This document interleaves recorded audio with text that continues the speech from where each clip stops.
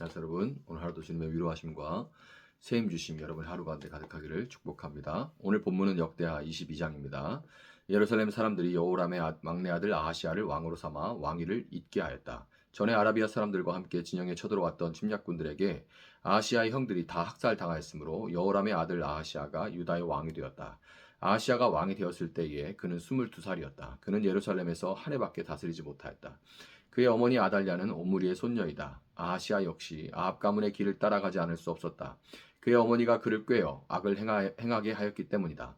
그는 아합 가문을 따라 주님 앞에서 악을 행하였다. 그는 아버지가 죽은 다음에 아합 가문 사람들의 의견을 따라 다스리다가 그만 망하고 말았다.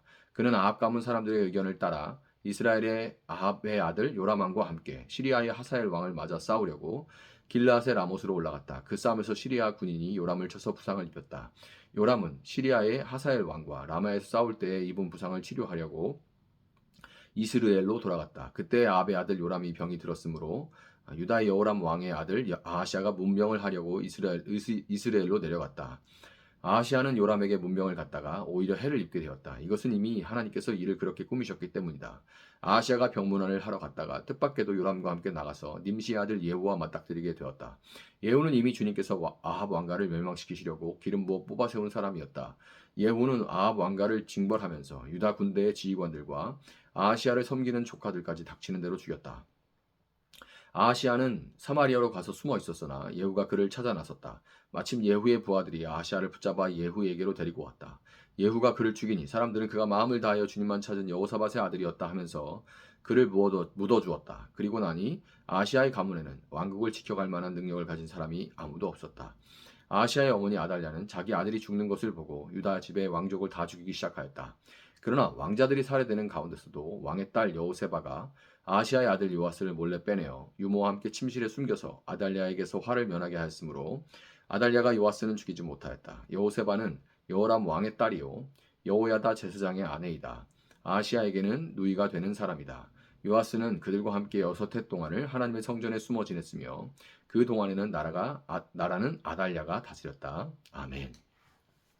자, 유다 왕 여호람이 죽고 그의 아들 여호아스라고도 하는 이 아하시아가 유다에서 왕이 됐습니다. 그는 42살에 왕위에 올랐고 그 나이에 이르도록 적은 나이가 아니죠. 그 나이에 이르도록 아버지 여호람이 하나님을 떠나서 개인적으로 또 국가적으로 반역당하고 또 침략당하고 하는 그 얼마나 많은 고난을 겪었는지를 42살에 왕이 될 때까지 쭉 봐왔죠.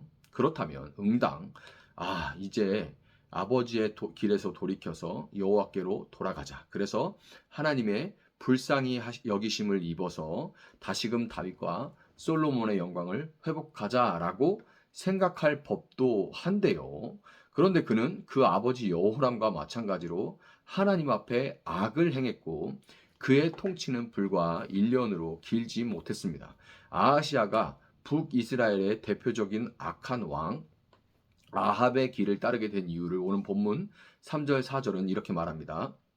그의 어머니가 그를 꾀어 악을 행하게 하였기 때문이다. 그는 아버지가 죽은 다음에 아합 가문 사람들의 의견을 따라 다스리다가 그만 망하고 말았다.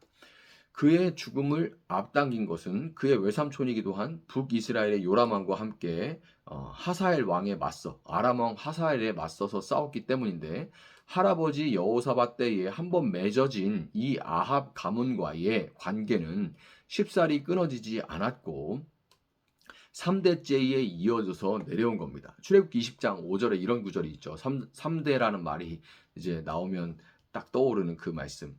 20장 5절 너희는 그것들에게 절하거나 그것들을 섬기지 못한다. 나 주 너희의 하나님은 질투하는 하나님이다. 나를 미워하는 사람에게는 그 죄값으로 본인뿐만 아니라 3, 4대 자손에게까지 벌을 내린다. 아멘. 이 구절이 있죠. 이 말씀은 가계의 저주를 주장하는 사람들이 전가의 보도처럼 자신들의 주장에 근거로 두는 그런 구절입니다. 비록 가계 저주는 성경적이지 않지만 가계 저주라는 것은 없어요. 그렇지만 3, 4대는 당시에 한 가정을 이루어서 살던 세대의 수로서 아버지, 아들, 할아버지 3대 뭐 혹은 증조 할아버지까지 아니면 이제 그 증손자까지 이런 식으로 이제 3, 4대가 모여서 이제 살았죠. 특별히 출애굽기 20장이 주어질 때는 광야에서 천막을 짓고 거기서 이제 함께 살았던 거죠. 이 한 세대를 이루어 살던 그런 가정 공동체의 수로서 그 세대에 전파되는 죄의 전염성과 끈질김을 잘 보여줍니다. 죄라는 게 그 한 세대, 3, 4대 안에서 할아버지가 저런 모습은 내가 안 해야지. 아버지의 저런 모습은 내가 안 해야지. 난 하나님을 따라야지. 이게 안 된다는 겁니다. 이게 정말 안 된다는 거예요. 죄가 얼마나 전염성이 있고 얼마나 끈질긴지를 이 3, 4대에 이어져 내려오는 저주라고 표현된 이 죄의 끈질김, 전염성을 잘 보여주는 구절이 바로 이 출애굽기 20장의 말씀이에요. 여호사밧이 죄와 악을 상징하는 아합 가문과 사돈을 맺으면서 그 아들 여호람을 지나 아하시아에 이르러서 3대째에 이르러서는 죄와 끈을 내야 끊을 수 없는 혈연 관계에 이르게 된 겁니다. 죄에 완전히 잠식되다가 완전히 먹혀버린 거죠. 죄와 혈연 관계가 된 아하시아가 죽음을 맞이한 뒤에 아합의 딸인 그의 어머니 아달랴는 아들의 죽음을 슬퍼하기는커녕 손주들을 싹 죽여버리고 스스로 왕좌에 오르는 경악스러운 일을 벌이게 됩니다. 이것은 전형적인 악의 속성이죠. 전형적인 모습이에요. 요한복음 10장 10절에 뭐라 합니까? 도둑은 다만 훔치고 죽이고 파괴하려고 오는 것뿐입니다. 나는 양들이 생명을 얻고 또 넘치게 얻게 하려고 왔다. 이렇게 돼 있어요. 예수님은 생명을 얻고 더 넘치도록 풍성하게 누리도록 하기 위해서 오셨지만 악은 왜 온다는 거예요? 도둑, 이 사탄은 다만 훔치고 죽이고 파괴하려고 오는 것뿐입니다. 아달랴가 보여주는 거, 결국에 끝이 뭐예요? 다 죽는 거죠. 죄를 짓고 악을 행하는 것은 일견 자유로워 보이고 달콤해 보입니다. 하나님을 떠나 그분의 뜻을 무시하고 내 눈에 보기 좋은 대로 사는 삶은 일견 자유로워 보이고 달콤해 보일지 모르지만 반대로 하나님을 제외한 모든 것에 얽매이고 종이 되는 길일 뿐이고, 죄인은 사탄의 종노릇을 하면서 그 인생을 도둑맞고 파괴당하다가 결국 생명까지 빼앗기고야 마는 겁니다.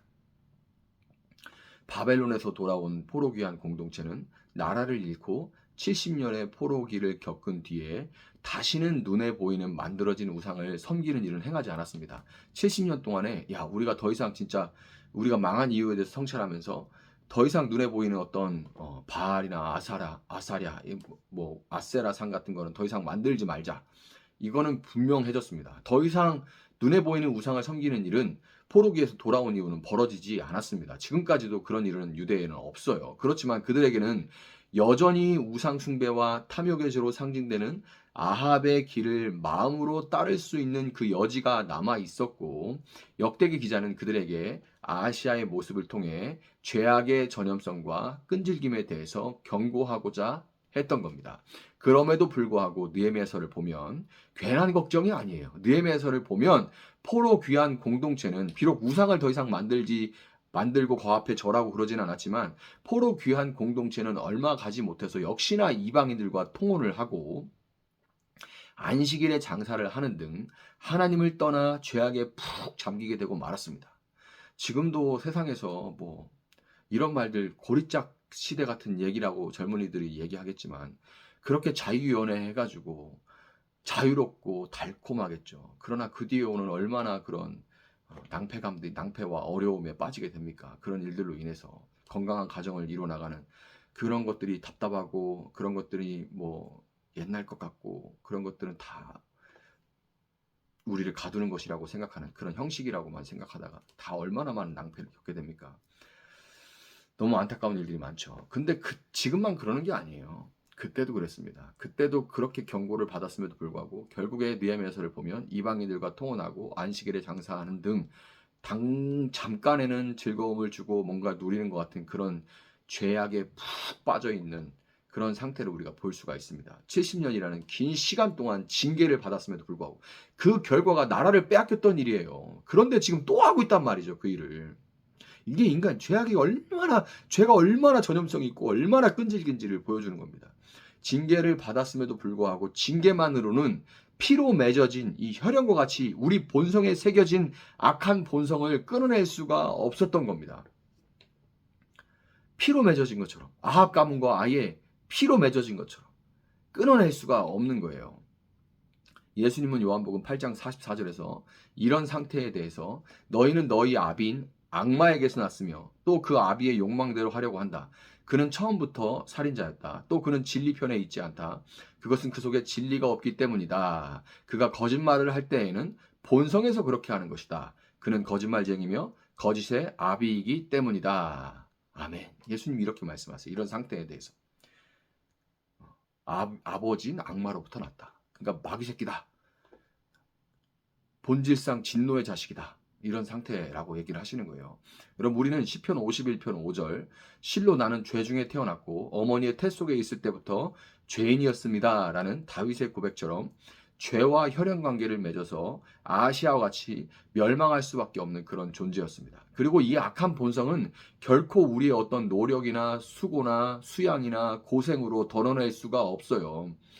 뭐 타종교에서 하는 것처럼 그런 수행을 통해서 유익이 없는 것은 아니나, 그러나 그것으로 그 악한 본성 자체를 끊어낼 수는 없습니다. 히브리서 9장 22절을 보면요, 율법에 따르면 거의 모든 것이 피로 깨끗해집니다. 그리고 피를 흘림이 없이는 죄를 사함이 이루어지지 않습니다. 아멘. 피 흘림이 없으면 죄 사함이 없다. 아멘. 이 말씀이에요. 이 말씀과 같이 죄와 피로 이어진 악한 관계는 마치 혈연처럼, 죄와 피로 이어진 악한 관계는 뭘로만 씻을 수 있어요? 피로만 씻어낼 수 있고 피로만 끊어낼 수가 있는 겁니다. 소와 양과 염소의 피와 다른 영원한 예수님의 피로만 우리는 단번에 영원히 죄로부터 씻겨질 수가 있는 겁니다. 역대기 기자가 그토록 소망하면서 기다린 우리의 대제사장이요 영원한 제물이신 예수님이 참된 성전으로 우리에게 오셨습니다. 믿음으로 그분과 함께 십자가에 죽을 때 우리와 죄의 관계는 그때야 끊어지고 이제 우리는 예수님의 피로 새로운 생명으로 살 수 있게 되었음에 우리 다시금 감격을 해야 되는 거예요. 이것이 정말로 가슴 감격스러운 일인 겁니다.